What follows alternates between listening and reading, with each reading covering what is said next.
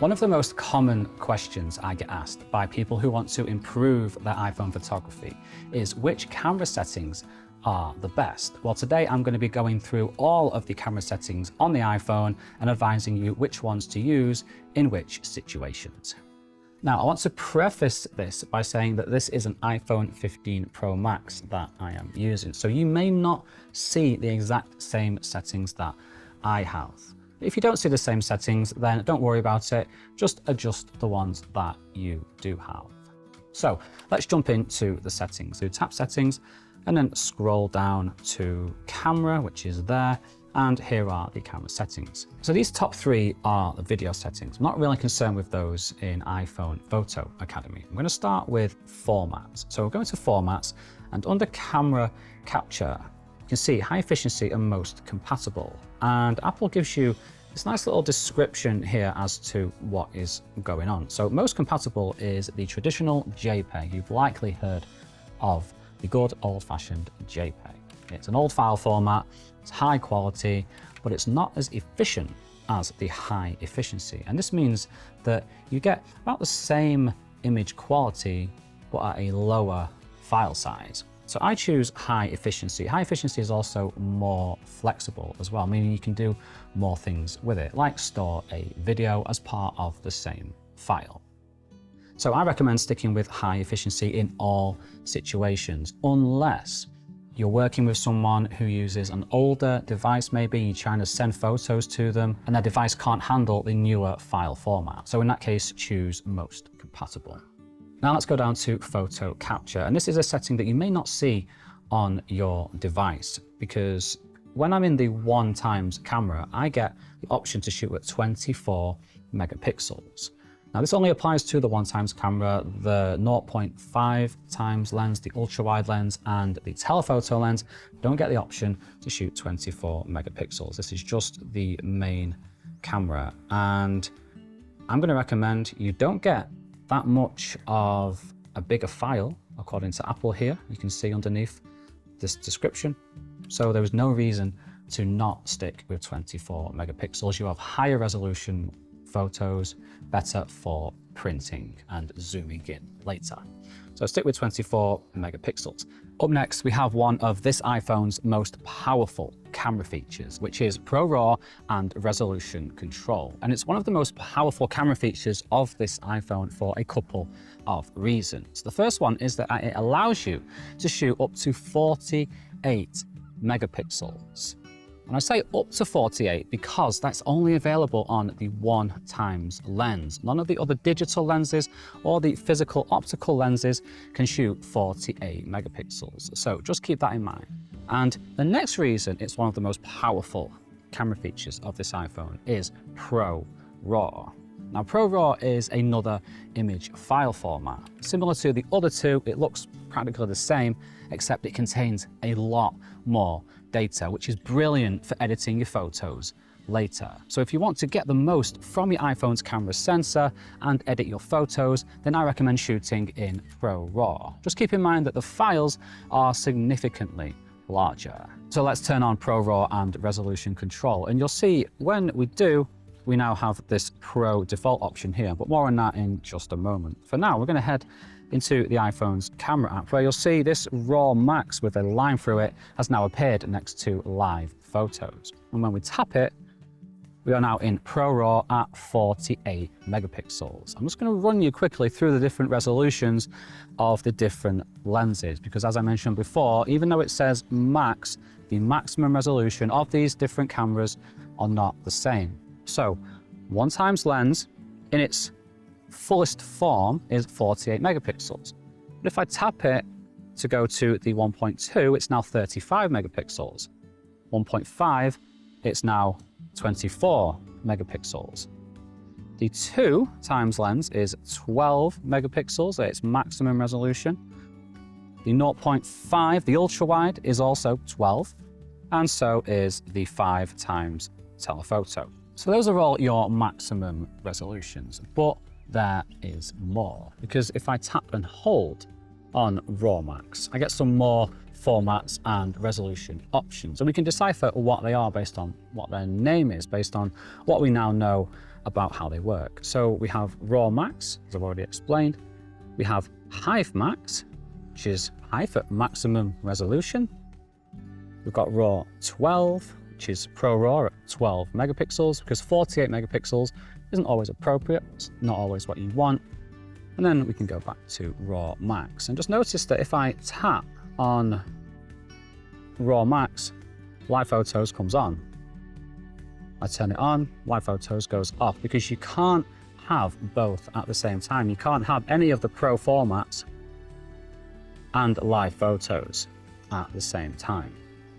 Let's say you're not really bothered about RAW Max and you'd rather shoot in Hive Max to make it easier for yourself. So I'm going to come back to the camera settings app and I can change the Pro default.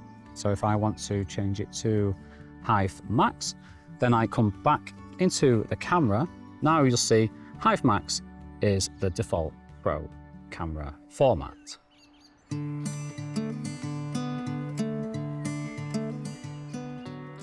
Underneath ProRAW and resolution control, we have some video capture settings for spatial audio and Apple ProRes. Again, this is iPhone Photo Academy, so I'm not concerned with those settings in this course.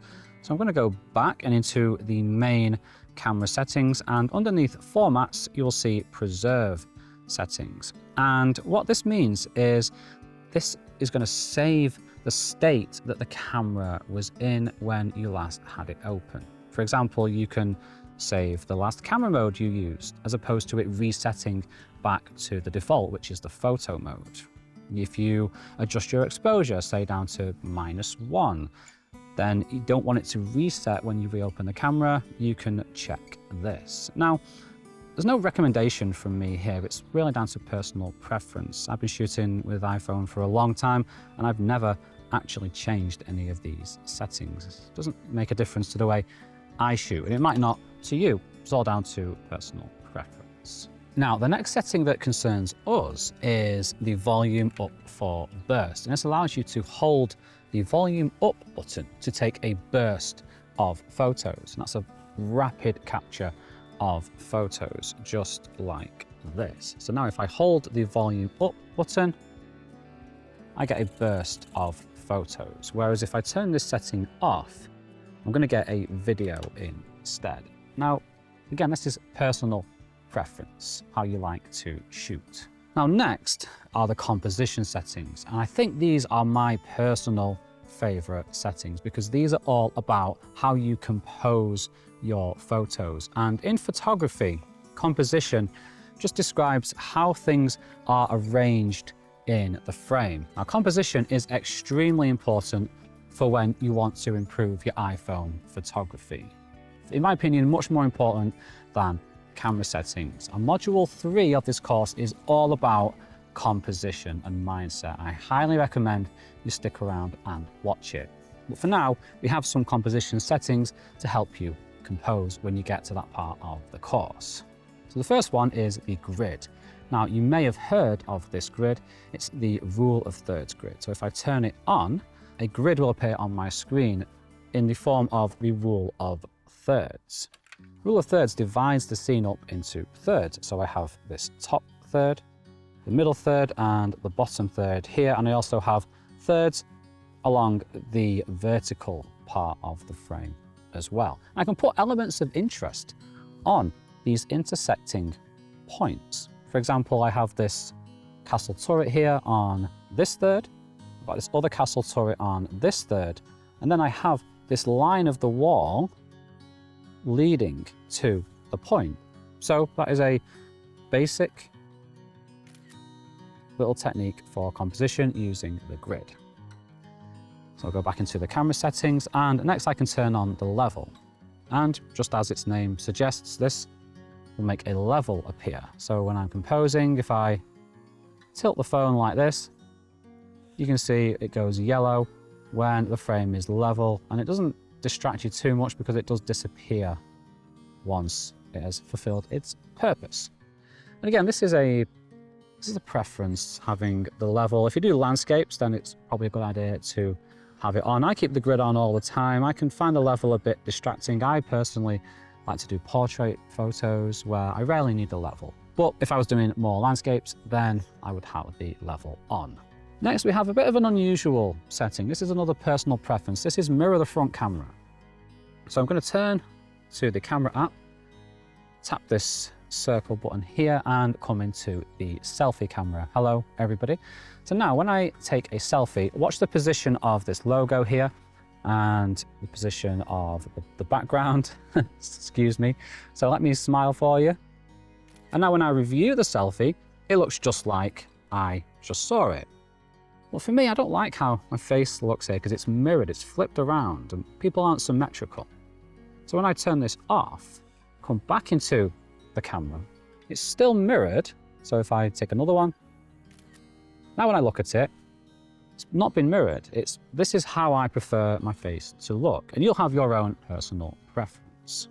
And finally, we have the view outside of the frame. So when I take a picture of this castle again, if I turn this on, you will see, and go out of the selfie camera, you'll see I can now see bits of extra frame. This is a preview of what's going to happen if I was to come into the ultra-wide camera. Same with the telephoto. I now get a preview of what's going to happen if I was to zoom out. Again, this is a personal preference. I never have this on. It doesn't, for me, serve any purpose. It could give you a hint as to what you're missing out on if you were to zoom out a little bit, but I just find it a little bit distracting. So I prefer to have it off. And those are your composition settings.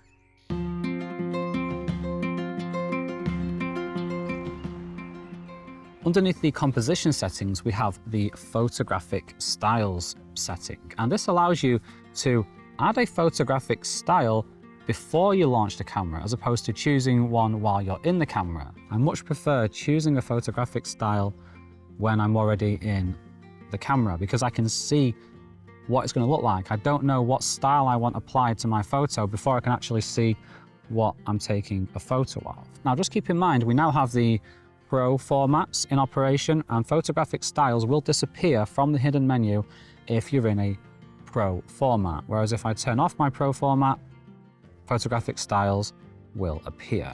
And rich warm is looking good. Underneath the photographic style setting, you'll see we have some customization options for the main camera. So if you've had a play with the main camera, then this should be a little bit more familiar to you now. We have the default lens, and we also have which additional lenses are available. So if you find you never use the 28mm lens, for example, you can remove it. So now when I come into the camera, the 1.2 lens is now no longer available. You can also turn these off completely. Or if you never use them, then just don't tap 1x lens and it'll do the same thing as turning these lenses off. But if you find you always use one of these lenses, then you can default to it. So if I want to default to 1.5, then my new default when I switch back to the main camera is now 1.5. But I like to get the maximum resolution I can, so I'm going to keep my default at 1x. Underneath that, we have the Portraits in Photo Mode feature. This is another one of my favorite camera features of the iPhone 15 Pro Max. And let me just show you what this does. So if I come into the camera, now with RAW Max turned on, because Portrait is an artificial blur which is applied using the phone's processing, nothing will happen because I have one of my Pro formats turned on. But when I turn my Pro format off, now when I tap to focus on an object or a person or a dog or a cat, something like that, this little F appears. Now people work best, or you'll see more of portraits in the portraits episode of this course. For now I'm going to use this contraption. So if I tap to focus on it and tap this F, it's going to intelligently, can you see over here, blur the background out. So it's applying a portrait effect live in the photo. That is actually similar to how portrait mode itself works. What I can do with that photo is I can view it and then turn the portrait off. So it's a really flexible way of taking portrait photos, and you're not locked into the portrait mode after you've taken the photo. You can pick and choose. Next, we have prioritize faster shooting. So I have this off all the time personally, because what the iPhone will do is when you're rapidly tapping the shutter, so let me just take a different shot here. It's going to intelligently adapt the shooting speed. So what it's doing, every time you tap the shutter, there's a lot of processing going on behind the scenes. And you can reduce some of that processing and focus on capturing an image faster, because that processing takes time. So if I turn this setting on, and now I rapidly press the shutter, the images capture a lot faster. Personally, I like to get the most possible from my iPhone's camera, so I keep this setting turned off. Up next, we have lens correction. Now, lens correction corrects distortion on the front-facing camera and the ultra-wide camera. So if you see the frame looking warped, if you see straight lines that aren't straight, they're actually bent, because that's how these cameras work. They warp the frame to achieve their effects. And if you find that they get warped too much, you can correct that with lens correction. And finally, the last camera setting I want to show you is the macro control setting. And this gives you some control over the macro capability of the iPhone. So I'm going to come into the camera app, and when I raise my macro prop up to the lens, you'll see this little flower icon appears in the corner. And this lets me turn off the macro mode because it automatically activates when you bring something close enough to the camera. So if I bring it away, the camera switches, and I bring it back, we switch back into macro mode. And if I don't want that to happen, then I can turn it off by tapping that flower. And now, no matter what happens, the iPhone won't switch to macro mode.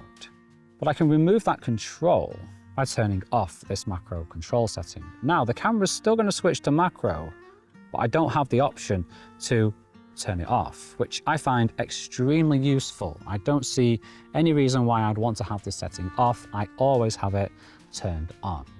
And those are the iPhone's camera settings, at least the settings that I have on the 15 Pro Max. And again, if you don't see the same settings, don't worry about it. It's much more important that you learn composition. But settings are still important. But keep in mind though that there's no right or wrong strictly. It's what you want, what you prefer, and what the situation requires. For example, if you want to take a photo at the maximum resolution, get the most out of your camera because you want to print high resolution and crop in, then ProRAW Max might make sense for you. If you want to just take a snap, send to a friend, then it really doesn't make sense, and a live photo will be much more appropriate. So keep that in mind, have a play, see what works for you, get familiar with it so that when myself or another instructor further on refers to a setting or uses it, you'll know where it is and how to access it. So thank you for watching, and I'll see you in the next one. This video was a free preview of my iPhone Photo Academy online course. In this course, you'll discover everything you need to know to take stunning photos with your iPhone. So if you'd like to take the kind of photos that will leave your friends and family speechless, please take a look at the full version of iPhone Photo Academy. You'll find a link in the description right next to this video, so click on that link right now, and I'll see you inside the full version of the course.